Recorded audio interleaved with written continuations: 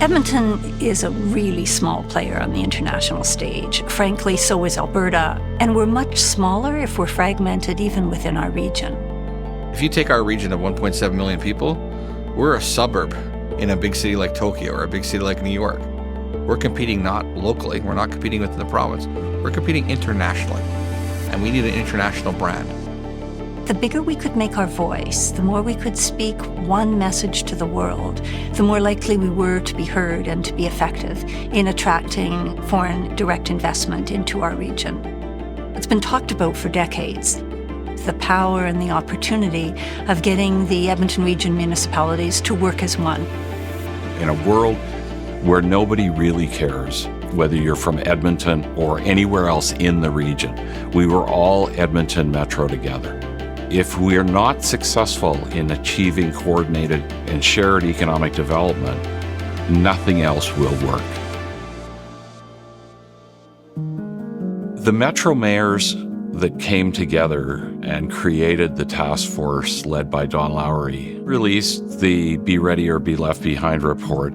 It was adopted quickly by all of the councils in the region. For the Be Ready or Be Left Behind report to be credible with our councils and with business communities in the counties and the other towns and cities and even here in Edmonton, it was important that that report not come from politicians and policymakers, but come from a respected group of community leaders who understood what the business community needed, what the economic drivers were. So I think it gave the effort the kind of credibility that helped make it successful. We determined early in the game that there were 4 or 5 systemic requirements for a region to succeed. Economic development was at the top of that list, and we actually determined that it was a cornerstone and foundational to everything else we were trying to do. I was a little cynical about the idea. An idea of a unified economic development front in the metro region had been talked about for decades, but the message is so compelling. What I love about the group that came together on that inaugural board, every single person was drawn to it because they believed that the Edmonton region could be better than it is.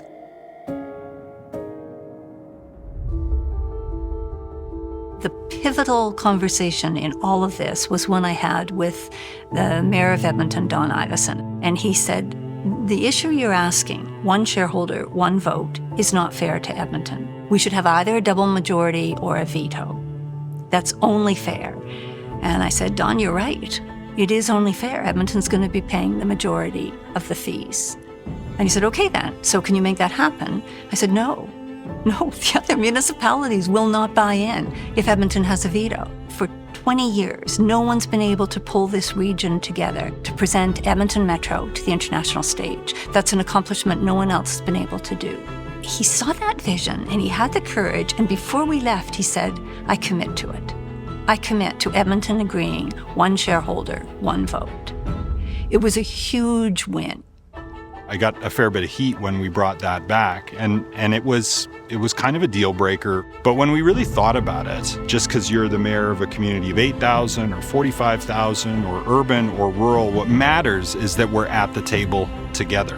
In my opinion, that was a real game changer, because all of a sudden Edmonton was not going to overwhelm all the other municipalities. And that gave me some real optimism that this could actually work this time. Sometimes you have to just take a risk, and sometimes you have to put your money on the table, even though you're not really sure about the short-term or even the long-term return. Give it a go. I mean, the worst thing that happens is you're not at the table at the end and you're going to wish you were.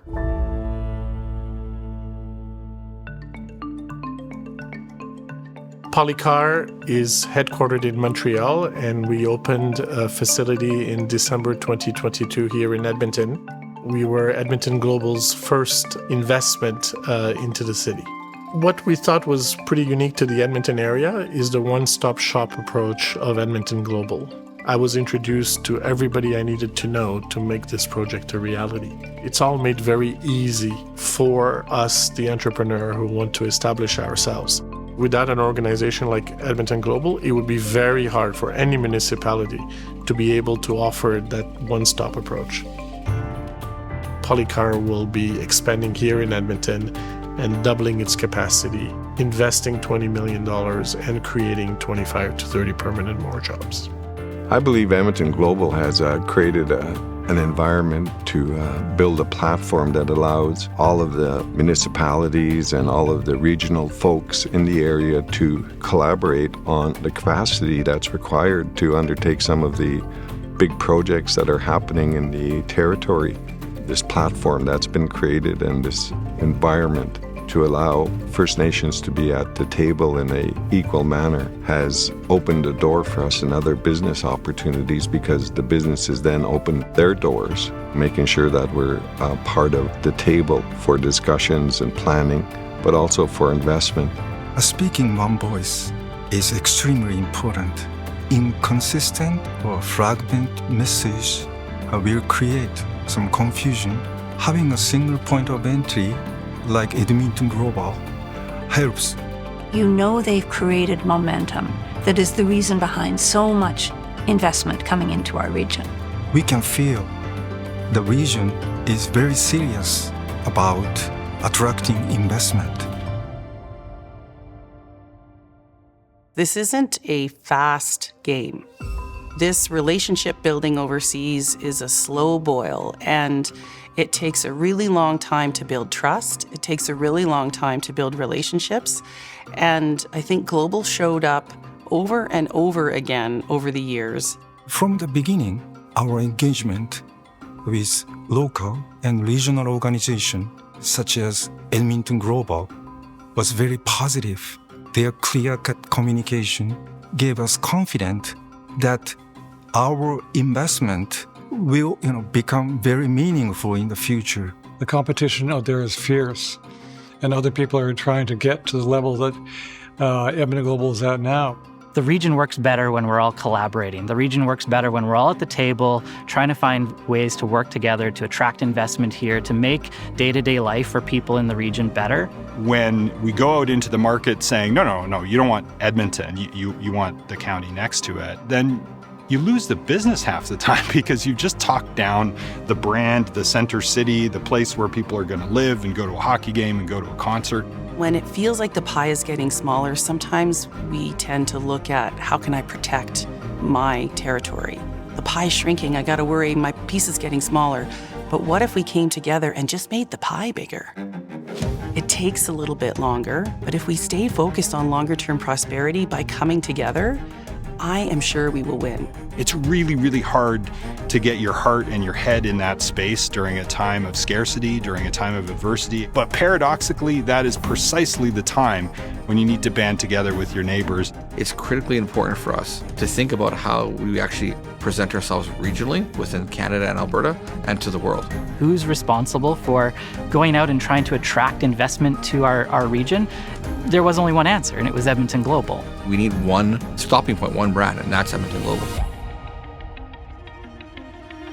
We have seen Edmonton Global succeed in attracting billions of dollars of investments.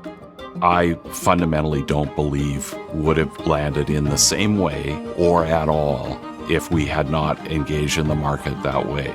We're talking about the future. And if we do things right, Edmonton and the region should be leaders. The concept of this is admired around North America. Others are trying to emulate what we've got. But I think the model really will stand the test of time because it's got this collective. We are the place to locate. We have the competitive advantage. And a group of people who really believe in the vision of the Edmonton region, that's magic. That's where we're going to compete to win. Sky is not even the limit to the future. It's really our blinders we put on to limit our own thinking about what it could actually be. I would go back to the message we left with all of the political leaders in the region. Be ready or be left behind.